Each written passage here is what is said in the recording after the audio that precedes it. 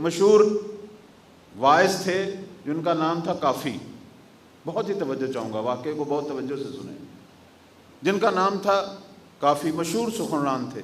وہ بتاتے ہیں کہ میں جب مجالس پڑھنے کے لیے جایا کرتا تھا تو لوگ مجھے خمس و زکوٰۃ دے دیتے تھے کہ قبلہ اگر کوئی غریب ملے تو آپ اسے خود ہی دے دیں، آپ چونکہ جگہ جگہ جاتے ہیں تو کوئی غریب مستحق ملے آپ اس کے حوالے کر دیا کریں۔ یہ بھی لے لیتے تھے لوگوں سے اور آگے غربا اور مساکین میں تقسیم کر دیے جاتے۔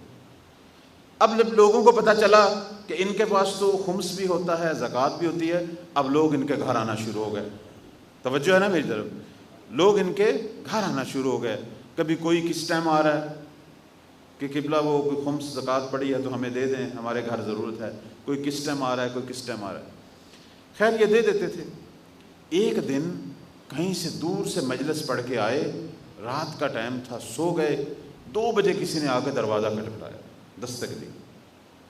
میری آواز تو آ رہی نا سب تک؟ توجہ ہے نا آپ کی؟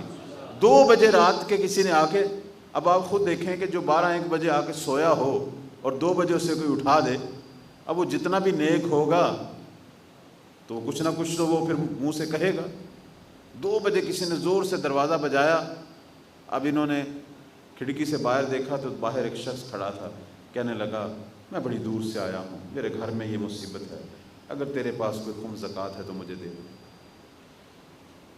خیر یہ گئے اور جا کے وہ پیسے اٹھائے اور ساتھ منہ میں بڑبڑا رہے تھے کہ یہ کیا زندگی ہے، نہ میرے لیے کوئی رات چھوڑی ہے نہ کوئی دن چھوڑا۔ توجہ ہے نا؟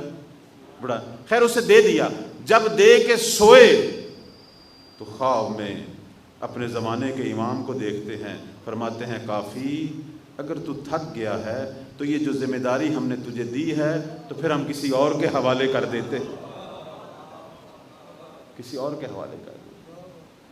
جب یہ بات سنی تو آنکھ کھل گئی اور گریہ کرنا شروع کر دیا کہ مولا مجھے پتہ نہیں تھا یہ آپ نے ذمہ داری دی ہے۔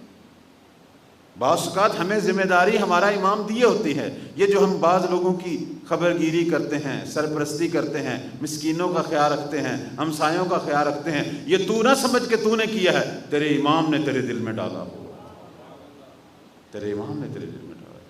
بعض اوقات تو مجالس برپا کرتا ہے، پروگرام کرتا ہے، بڑھ چڑھ کر ہر کام میں اپنے کام گھر گھر کے چھوڑ کے دوڑ رہا ہے کہ یہ مولا کا کام ہو جائے، یہ دین کا کام ہو جائے۔ شکر ادا کیا کر جب بھی تو یہ کام کرے کہ مولا جو فریضہ تو نے میرے ذمہ لگایا تھا میں نے ادا کر دیا۔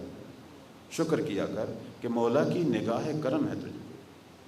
اور امام جو ان کا خادم بن جائے، جو ان کا خدمت گزار بن جائے تو امام اس پر پھر خصوصی توجہ رکھتے ہیں، خصوصی توجہ، اس کی خواہشات اس پر بھی توجہ رکھتے ہیں، اس کے دل میں اگر کوئی خیال آئے اس پہ بھی مولا توجہ رکھتے ہیں۔ اگر ہم ان کے خدمت گزار بن جائے، ہمیشہ یہ دعا کیا کریں، صبح اٹھ کر ہمیشہ دعا کیا کریں اور ہر نماز کے بعد کیا کریں کہ مولا ایک تو مجھے اپنی اقتداء کی توفیق دے، دوسرا مجھے اپنا خدمت گزار ناصر بنا۔